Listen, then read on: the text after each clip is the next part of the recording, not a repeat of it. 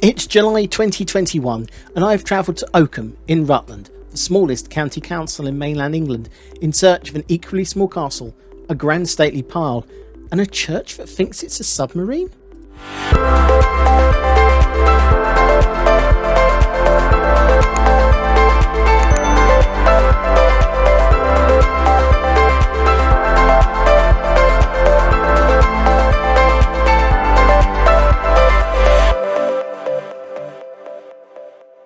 Whilst the cities of Bristol and London may be smaller, and at high tide so is the Isle of Wight, Rutland is quite often considered to be the smallest proper county in the country. At less than 150 square miles, 5 square miles of that being a reservoir created in the 1970s, and a population of less than 40,000, there's many cities in Britain that are larger in size.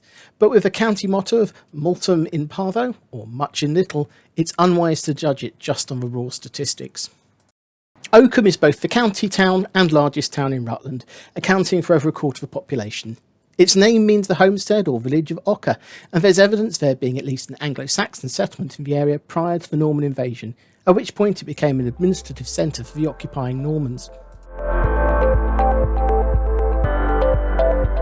Oakham School was founded in 1584, and much of the centre of Oakham dates from this time, including the Buttercross, which still houses the town stocks, unique in having 5 rather than the standard 4 holes.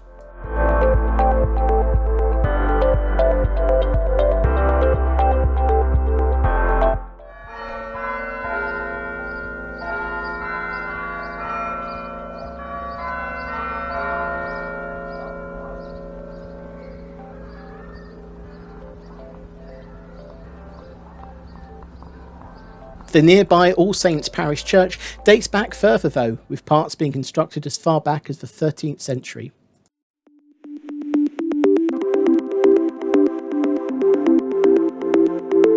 In 1180, the local Norman baron fortified the existing manor house, changing its title to Oakham Castle.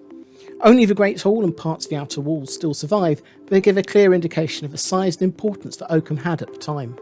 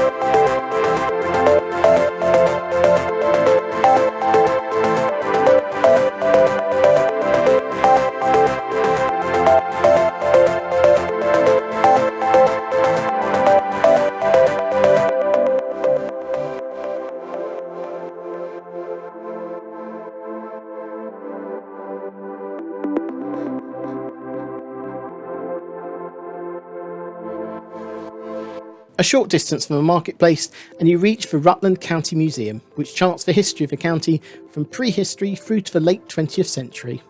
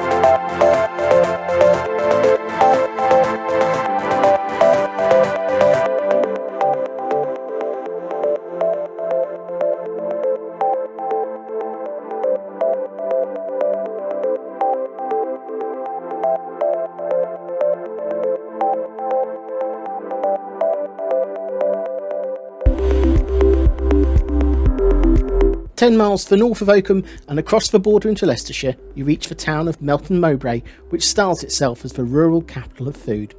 The town is home to the eponymous pork pie, as well as only a handful of places that can make Stilton cheese.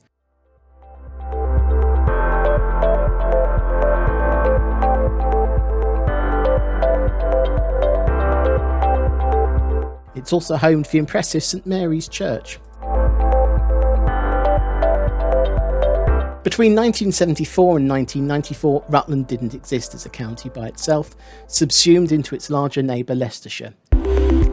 And with a strange coincidence, in 1976 more than 3% of the county of Rutland was submerged underwater to create a giant reservoir to serve the East Midlands, including, well, Leicestershire. At the far end of Rutland Water lies St Matthew's Church, Normanton. Most of the village, along with the village of Nether Hambleton and Middle Hambleton, were flooded to create the reservoir, but thanks to an outcry, the church was spared. Instead, the lower part of the church was filled with rubble and capped with concrete, and a small dam was built around the building to protect it from the rising waters, giving it the look of a submarine disguised as a church about to disappear beneath the waves. 7 miles to the east of Normanton and you reach Burghley House, located near the town of Stamford in Lincolnshire. The house was built by the first Baron Burghley, Sir William Cecil, who was Lord High Treasurer to Queen Elizabeth I, creating one of the best examples of 16th century Tudor stonemasonry in the country.